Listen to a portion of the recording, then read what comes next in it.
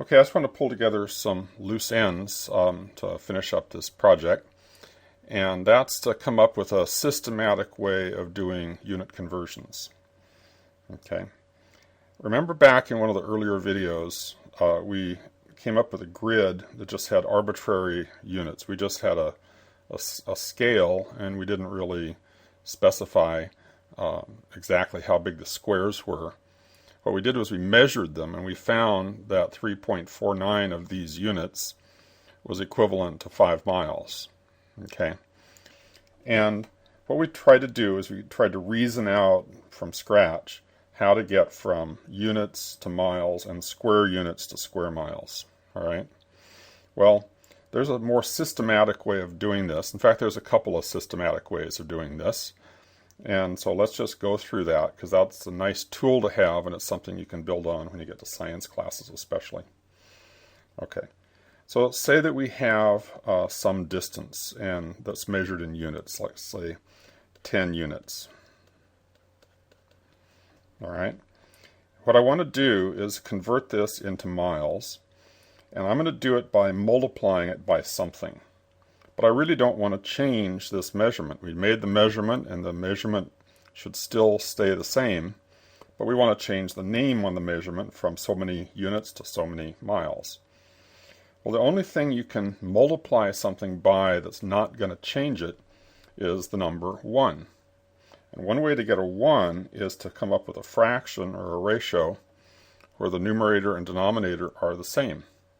Like 5 over 5 is 1. Well, our trick, though, is we're going to come up with the numerator and denominator that are the same distance, but with different names. So, for instance, if I put 5 miles here, and if I put 3.49 units here, notice 5 miles is the same as 3.49 of these units.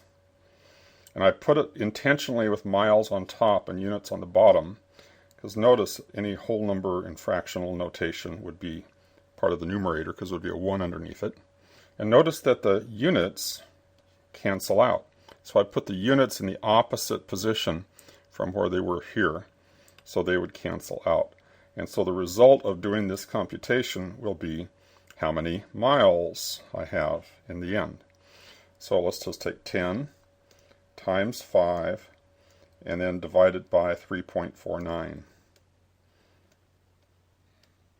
And it's 14.33, let's say.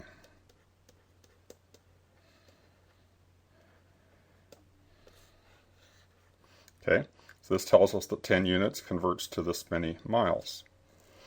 Now, if I'm working with square units, I have to be a little more careful.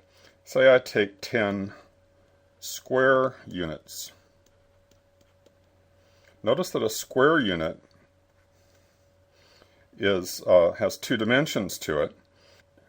It's a certain number of units long and a certain number of units wide. And so when I convert this to square miles, let's put the 3.49 here and 5 here. This is only going to cancel one of the units.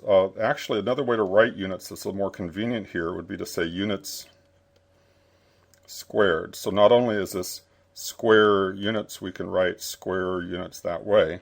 And if we do that, notice that the units only cancel one of these. So what I need to do is square everything here.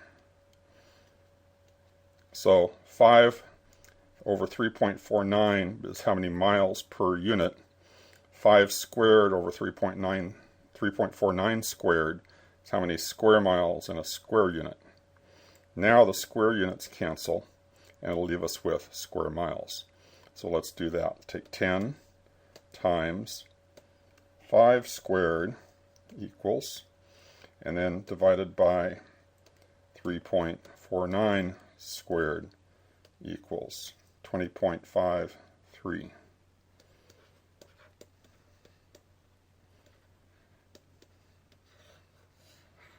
20.53 square miles. Okay, let's use this to do a few more conversions. What if I want to convert miles into feet?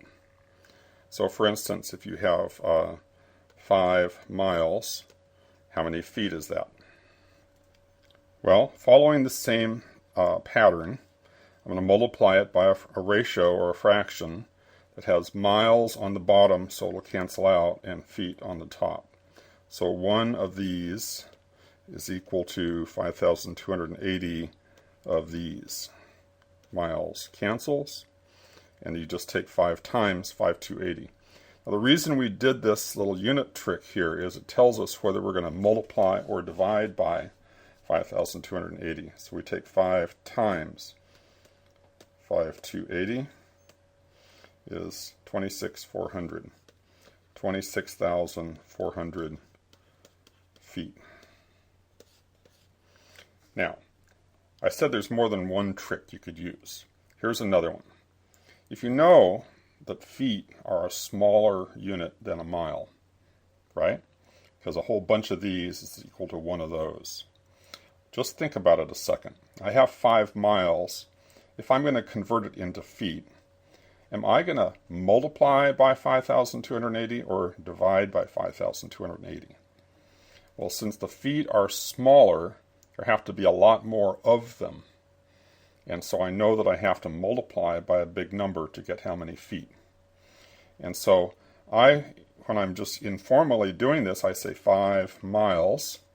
I know that 5,280 feet make a mile. Do I have to multiply or divide? Well, I better make the number bigger, so I'm just going to multiply. And I don't even need to write this down. I can just take my 5 times 5,280. And I'm confident that I went the right direction.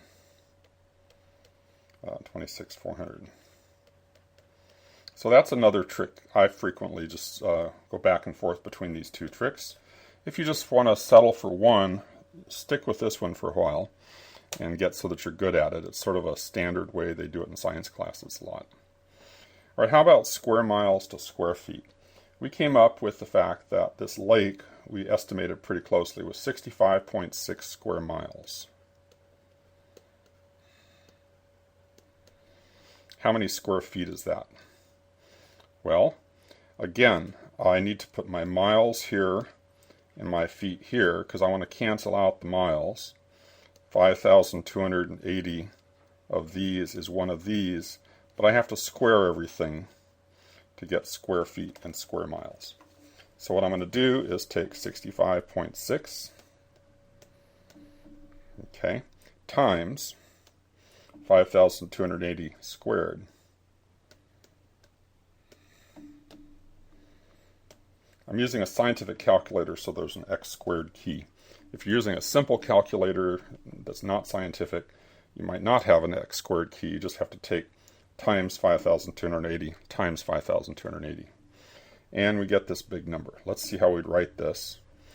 1.828. I'm going to round this up to 1.83. And I'm going to put it in scientific notation because it's a huge number and it's easy to lose track of decimal places here. So it's, if I were to put the phony decimal after the 1, the real decimal is over here. And I'd have to take this phony number times 1, 2, 3, 4, 5, 6, 7, 8, 9. I'd have to multiply it by 10, 9 times, 10 to the 9th, to make it into the actual number. And this is how many square feet. So it's basically, 10 to the 9th is a billion. So it's basically 1.8 billion square feet. It's a whole lot easier to use scientific notation once you get numbers that are out of range like this. Okay, going from square miles to acres. Acres are used a lot in real estate and describing geographic areas and so forth, at least in the United States. They use a different unit in Europe for this called aires, or hectares and so forth. But in the United States, when they were dividing up the Midwest, they came up with this unit. And so what they did was they took a square mile and they called that a section. And so if somebody might have a quarter of a section of land, it would be like half mile by half mile. Okay. If you kept on subdividing these, the sections, you could eventually get down to an acre, which is a 640th of this square. But in any case, that's where the 640 comes from. And let's just delete that. Let's do our conversion for the lake that we just measured. We found that the lake was 65.6 square miles. Okay. If I want to convert that to how many acres is the lake, then I want to put square miles down at the bottom. So that'll cancel. And acres up here. And 640 of these is the same as one of these. Okay, square miles cancel, leaving us acres. So if I take 65.6 times 640, I get 41,984.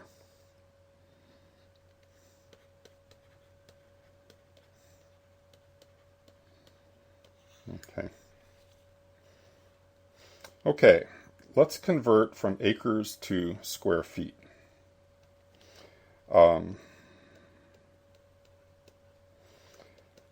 The conversion we have is between acres and square miles. So I'm going to have to do two conversions. I'm going to have to convert it to square miles and then to square feet. Okay, so this first one we can set up. I want acres on the bottom and square miles on the top. So square miles. So there's 640 acres in 1 square mile. That takes care of the acres. How do you get from square miles to square feet? Well, there's 5,280 feet in 1 mile, so there'd be 5,280 squared square feet in a square mile. And that takes care of the square miles. We're left with square feet. Let's multiply it out. Across the top, so that's just a fraction with a 1 on the bottom. So it's 1 times 5,280 squared divided by 640. And we'd come up with 43560 square feet. Okay. If you look up Mono Lake in various internet sources, sometimes they'll give it the area in square feet, sometimes they'll give it to you in acres, they might give it to you in square kilometers or square miles. Okay, and so it's convenient to be able to switch between these, and no matter what form you're given the information, you can put it in the form that you're comfortable with or that you need for what you're doing.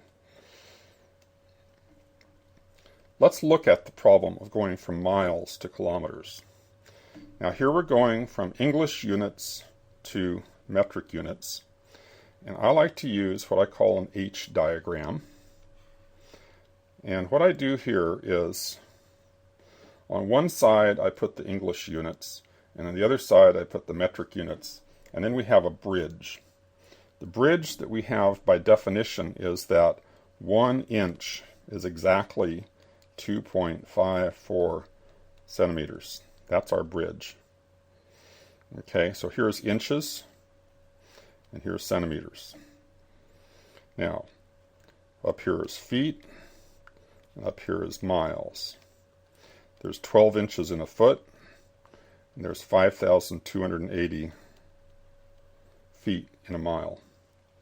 Over here, there's 100 centimeters in a meter, and there's 1,000, there's 100 of these, and there's 1,000 meters in a kilometer. Okay, by the way, there's millimeters down here, and you divide by 10, it's 1/10 of a centimeter is a millimeter. Okay, now if you keep these in mind, you can go from any one of these units to any of the others by forming a chain. So say that we have a distance like, say, 5 miles, and we want to know how many kilometers is that. Okay, so you take your 5 miles, and you're going to go from miles to feet, because that's a conversion we know, So miles here and feet here. 5,280 of these makes one of these. From feet we go to inches. Put feet on the bottom so they cancel. Inches on the top. And there's 12 of these in one of these. From inches now we go to centimeters. I put inches on the bottom so they cancel. And 2.54 centimeters makes 1 inch. I'm going to continue down here. From centimeters, centimeters on top, so I put centimeters on the bottom and meters on the top. 100 centimeters makes 1 meter. And 1,000 meters makes 1 kilometer. Look at this. Miles cancels, feet cancel, inches cancel, centimeters cancel, meters cancel. I have the number of kilometers. So how far is 5 miles in kilometers? I take 5 times 5,280.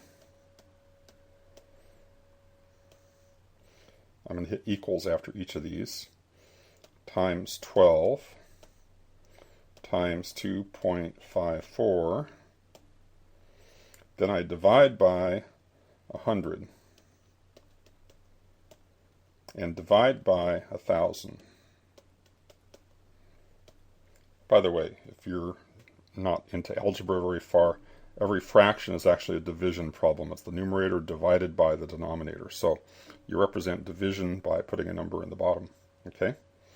So 5 miles is about 8 kilometers. 8.05. So within a 5% margin of error, you can think of 5 miles is 8 kilometers. So 5/8. A kilometer is 5/8 of a mile. Okay? That's not an exact conversion. The 2.54 centimeters in an inch is an exact conversion.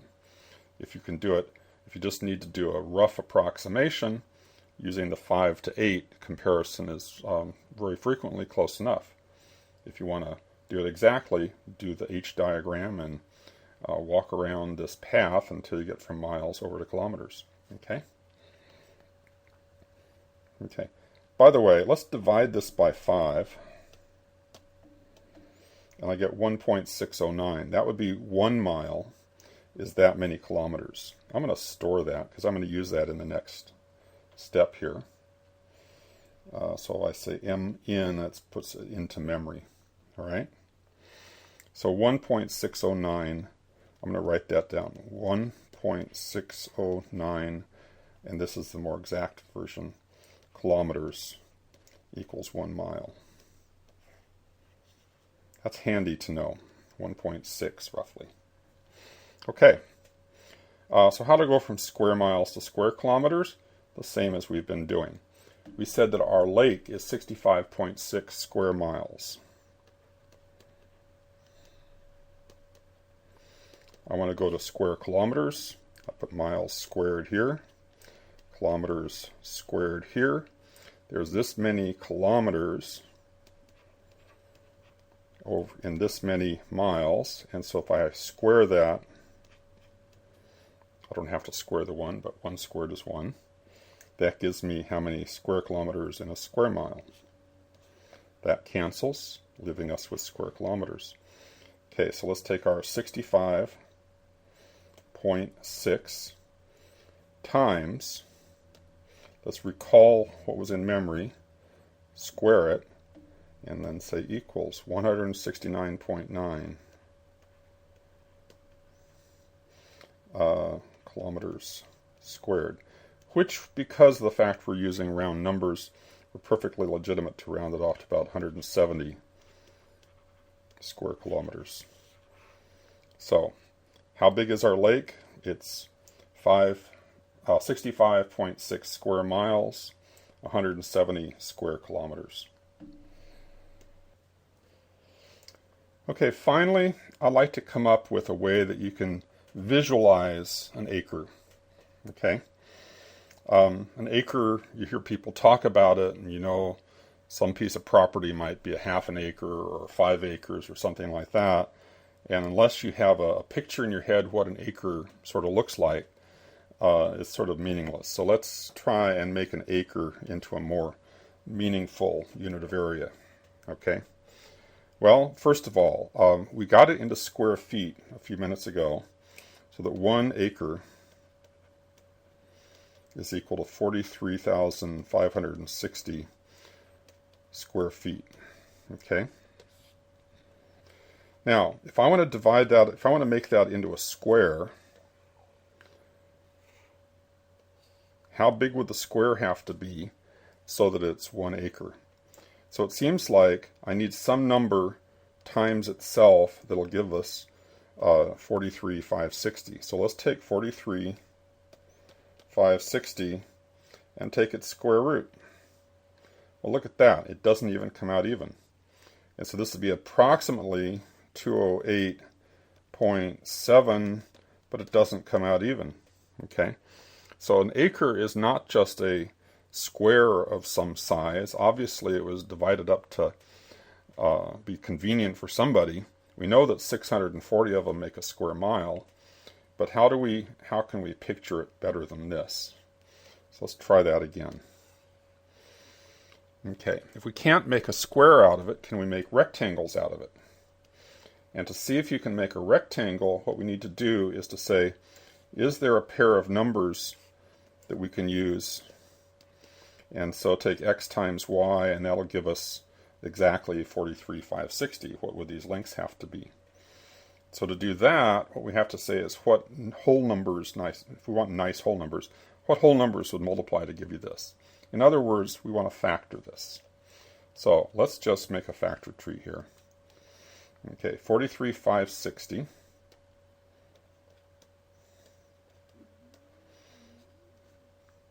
Well, we can pretty clearly divide it by 10. And there's a rule that if the last digit is even, the whole number is even. If the last 2 digits are divisible by 4, the whole number is divisible by 4. And notice that the last 2 digits, 56, is divisible by 4. So if I take 4356 divided by 4, it's 1089. What about this? Look at the digits. 9 and 8 and 1 is 9. This is divisible by 9. If you add up the digits and keep adding up the digits, and it turns out to be divisible by 9, the whole thing is divisible by 9. So divided by 9, look at that. 121 times 9. 121 is 11 times 11. So it looks like the factors of 43,560 are 2 times 5, that's from the 10 here, and times 2 times 2, times 3 times 3, and then 11 times 11. Pretty weird. Okay. Let's divide up these into 2 rows so that we can group the factors. If I take any set of factors times any of the other sets of factors, we can come up with various rectangles that would come out exactly 1 acre. But let's divide them up sort of evenly. So we have an 11 here and 11 here, a 3 here and a 3 here.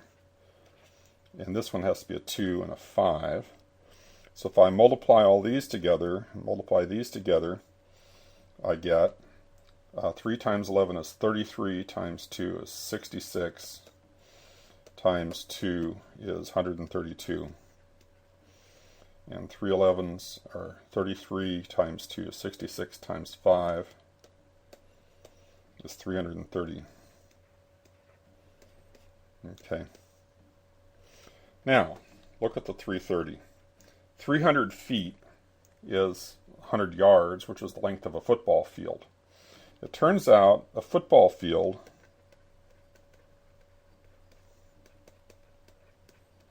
an American football field. Canadian football fields are different, by the way. A football field would be 300 feet by 160 feet.